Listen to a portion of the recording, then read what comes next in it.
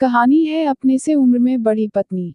ना जाने क्यों रीता दीदी ने 40 साल की आयु होने के बाद भी शादी नहीं की, जबकि उनकी छोटी बहन मोनी ने उम्र होते ही शादी कर ली थी और उसकी एक बेटी भी थी।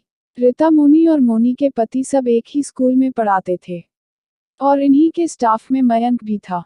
स्वभाव से शर्मीले मयंक ने अपने से 15 वर्ष बड़ी लेकिन नाजुक सी रीता में न जाने क्या देखा कि वे उन्हें बेइंतहा पसंद करने लगे।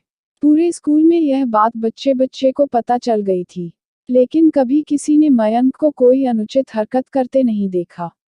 बड़ा ही रूमानी प्यार था मयंक का।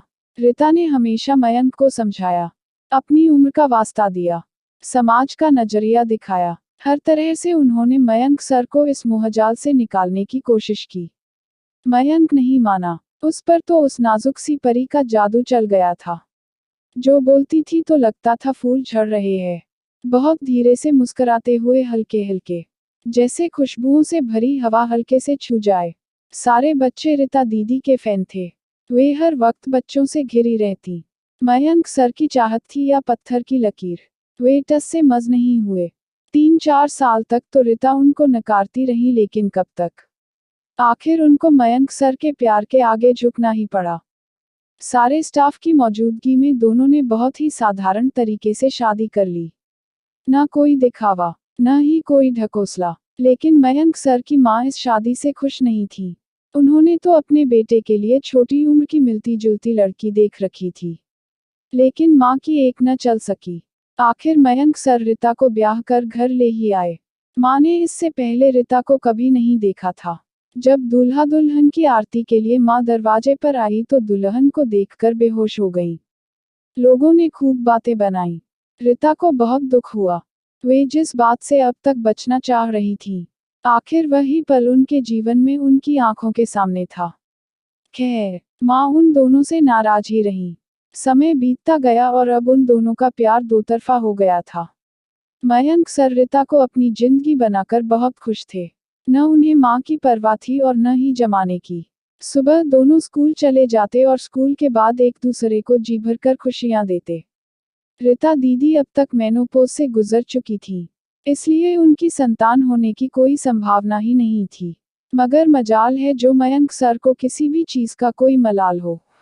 वे तो रीता को पाकर इतना खुश थे कि मानो उन्हें पूरी दुनिया मिल गई हो। और उनका प्यार देखकर रीता दीदी निहाल थी। उन्हें जीवन के इस दौर में जीवन साथी मिलेगा, इसकी तो उन्होंने कल्पना ही नहीं की थी, क्योंकि वे तो शादी करना ही नहीं चाहती थी। कितने ही रिश्ते ठुकराकर वे इस उम्र तक कुंवारी ही थी। मगर ये मयंक सर के प्यार का असर था, जो रीता दीदी को उनके लिए हाँ कहना ही पड़ा। बहुत हंसी खुशी से वक्त पंख लगाकर उड़ रहा था कि अचानक रीता दीदी को ब्रेन हेमरेज हो गया। उनका शरीर पत्थर का हो गया। वे जड़ हो चुकी थी। डॉक्टरों की लाख कोशिशों के बाद भी उनका शरीर हरकत में नहीं आया। वे एकटक मयंक सर को देखती रहती और आंखों से आंसू बहाती। मयंक सर ने भी उनको ठीक करने में अपनी जी जान लगा दी, मगर वे ठीक नहीं हुई।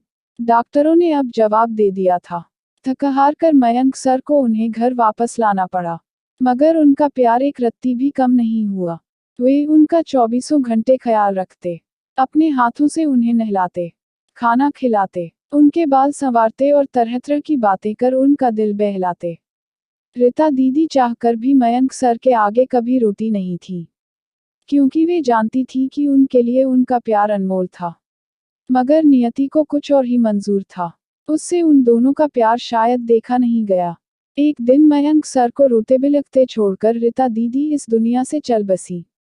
मयंक सर की तो दुनिया ही उजड़ गई थी।